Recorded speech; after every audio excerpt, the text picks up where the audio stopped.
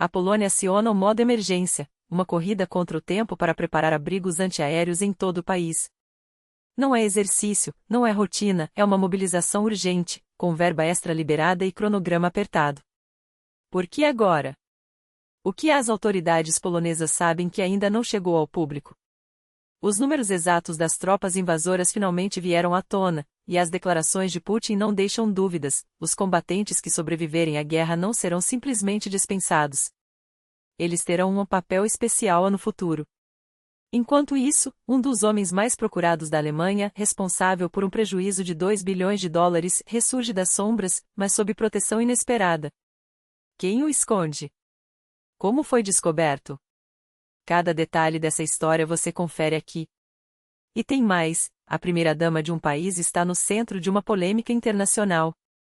Agora, o presidente terá que provar que sua esposa é, de fato, quem diz ser. O mundo acompanha cada movimento, e o desfecho pode estar mais perto do que se imagina.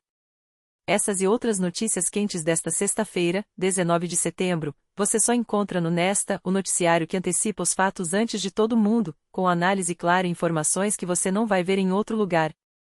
A Terceira Guerra Mundial está cancelada? Pelo menos é o que garante Donald Trump. Em tom irritado contra Moscou, ele afirma que o fantasma do conflito global não paira mais sobre nós. E vai além: em breve teremos boas notícias sobre a Ucrânia, depois de reuniões com o Pentágono e negociações diretas com Kiev para um cessar-fogo. Não há detalhes, mas a mensagem é clara: a Casa Branca espera avanços rápidos. Pensei que a Rússia seria o caso mais simples, dado meu relacionamento com Putin. Mas ele me decepcionou. Achava que conseguiria resolver o conflito entre Rússia e Ucrânia. Vamos ver como termina. Era para ser uma das questões mais fáceis. Já resolvemos quase todos os outros conflitos, e agora estamos trabalhando duro na situação entre Israel e Gaza. É complicado, mas vamos levar até o fim. A estratégia de Trump é econômica: se o preço do petróleo cair, o Kremlin não terá como sustentar a guerra. Ele promete endurecer sanções, mas com uma condição: os aliados devem parar de comprar petróleo russo. E, em mais um momento constrangedor, confunde Armênia com Albânia pela terceira vez e tropeça ao pronunciar Azerbaijão. Mesmo assim, insiste: o risco de uma guerra global por causa da Ucrânia passou, e boas notícias estão por vir. Trump promete uma solução, mas o preço dessa solução está atrelado ao barril de petróleo e a tarifas comerciais. Será que vai funcionar? Sua opinião é fundamental. Deixe nos comentários o que você acha. Putin, pela primeira vez, revelou o número exato de soldados em sua força de invasão. E não para por aí: quer transformar esses homens em peças-chave da política pós-guerra. São mais de 700 mil na linha de frente. Precisamos escolher os que têm vocação para isso, declarou. Ou seja, apostar em criminosos de guerra como futuros líderes. Enquanto isso, Varsóvia e Kiev unem forças para derrubar drones. Ucrânia e Polônia lançam um centro de operações de drones, uma task force conjunta para treinar equipes, desenvolver tecnologias de defesa e criar projetos inovadores. Assinamos hoje medidas cruciais. A primeira é a criação de um grupo operacional de sistemas não tripulados, liderado por militares ucranianos e poloneses. Essa plataforma vai coordenar iniciativas, integrar tecnologias avançadas e fortalecer a proteção de civis e infraestruturas vitais, anunciou o acordo. A ideia é trocar experiências de combate, testar táticas contra drones, incorporar inovações e, acima de tudo, garantir que os exércitos de ambos os países operem em sintonia com os padrões da OTAN. Uma declaração conjunta foi assinada para aprofundar a cooperação em segurança, e um apelo foi feito aos ministros de defesa da aliança: é hora de enviar especialistas e se juntar a esses projetos. A Europa e a Ucrânia estão forjando um punho de drones. Agora, resta saber com que velocidade vão agir. Um fugitivo que enganou autoridades por anos foi encontrado não pela polícia, mas por jornalistas. Jan Marsalek, ex-executivo da Virecard, responsável por um dos maiores escândalos financeiros da história, estava escondido em Moscou, trabalhando para serviços secretos russos com documento falso. Uma equipe do Anspegel, ZDF, Der Standard, PBS e The Insider rastreou seus passos por mais de um ano. A Alemanha poderia ter agido muito mais. Não dá para esperar que ele se entregue, denunciou Christo Grosel, do The Insider, em rede nacional. parece que ninguém realmente quer encontrá-lo. Se nós, com 4 pessoas e um orçamento mínimo, conseguimos, imagine o que fariam os governos, com acesso a bancos de dados oficiais e metadados. Em 2 anos, não vi nenhum sinal de que alguém esteja realmente atrás dele. Talvez essa investigação faça a sociedade perguntar: por quê? Marsalek, que sumiu com bilhões, viveu mais de 1 ano sob proteção russa, com identidade falsificada. Não foi a inteligência alemã que o localizou, foram repórteres. E agora fica claro, ele não é apenas um foragido, mas uma peça ativa em um jogo de espionagem. Nossa equipe depende de você para continuar esse trabalho. Ajude a mantê-la no ar. A Polônia não está brincando, é uma corrida para transformar prédios comuns em abrigos de emergência. Mais de 4.000 inspeções já foram encomendadas para avaliar quais estruturas podem servir como refúgio em caso de ataque.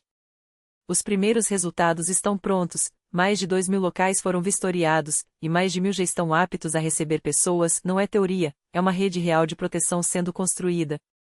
O dinheiro está garantido, quase 5 bilhões de zlotys, mais de 1 bilhão de euros, foram destinados para de 2025 a 2026, com foco em modernizar abrigos existentes, construir novos, aprimorar sistemas de alerta e comunicação. Uma nova lei obriga as prefeituras a identificar espaços que possam ser adaptados de subsolos a novos projetos. E há incentivos, proprietários podem solicitar subsídios que cobrem até 100% dos custos para adequar os imóveis. A Polônia saiu do "um dia faremos" para o "estamos fazendo agora". A pergunta é, com que velocidade esses milhares de endereços vão se tornar uma rede de segurança concreta? Enquanto isso, na Rússia, o Banco Central tenta acalmar os ânimos, não há recessão, só um desaquecimento. Elvira Nabiulina insiste que a economia não está em queda, apenas desacelerou. Mas será que alguém acredita? Mas recessão não é apenas um termo bonito para justificar números vermelhos, é uma definição técnica, 2 trimestres seguidos de queda no PIB. E, segundo Nabiulina, esse não é o caso. Pelo contrário, o verão trouxe sinais de reanimação. O consumo subiu, o crédito corporativo aqueceu, e os dados operacionais confirmam que o crescimento continua ainda que em ritmo mais moderado. Natural, diz ela, após um período de superaquecimento econômico. Tradução livre, não há crise, só um ajuste de velocidade. A aposta? Manter o motor ligado à base de demanda e crédito. Só que a pergunta que não quer calar é, até quando esse crescimento moderado aguenta o peso da realidade? E será que ele é real ou apenas uma cortina de fumaça estatística? Porque, enquanto o Banco Central insiste na narrativa do tudo sob controle, o mercado de trabalho tensionado arrasta os pés, como se a ressaca do boom ainda não tivesse passado. E falando em narrativas que desmoronam sob o peso dos fatos, o escândalo que há anos envenena a primeira-dama francesa finalmente chega aos tribunais americanos. Os Macrons não recuaram, processaram a blogueira Candace Owens por difamação, e agora a batalha é aberta. O advogado do casal, Thomas Clary, não tem meias palavras, as acusações são extremamente ofensivas, e eles estão dispostos a levar o caso até o fim. Não é só uma questão de honra, é uma mensagem clara: atacar a família de um presidente tem um preço. Owens, porém, não cede. Insiste que Brigitte Macron é, na verdade, um homem chamado Jean-Michel Trogneux, arriscando sua própria reputação nessa aposta. Os Macrons respondem com provas irrefutáveis, fotos da primeira-dama grávida, com os filhos, documentos que desmontam a teoria conspiratória. A BBC ainda lembra, Jean-Michel Trogneux existe, sim, é o irmão mais velho de Brigitte, morador de Amiens, presente nas posses de Emmanuel em 2017 e 2022. A estratégia da defesa é direta, Owens ignora evidências sólidas e alimenta a mentira por cliques. Agora, o ringue não é mais o Twitter, é uma corte de justiça. Quem vai piscar primeiro quando as palavras tiverem que ser comprovadas sob juramento? Enquanto isso, no extremo norte do planeta, a OTAN se prepara para o exercício Arctic Light 2025, em Kangerlussuaq, Groenlândia. Não é só um treinamento, é um recado geopolítico claro: o Ártico virou peça-chave no tabuleiro global. E por falar em peças-chave, obrigado por acompanhar até aqui.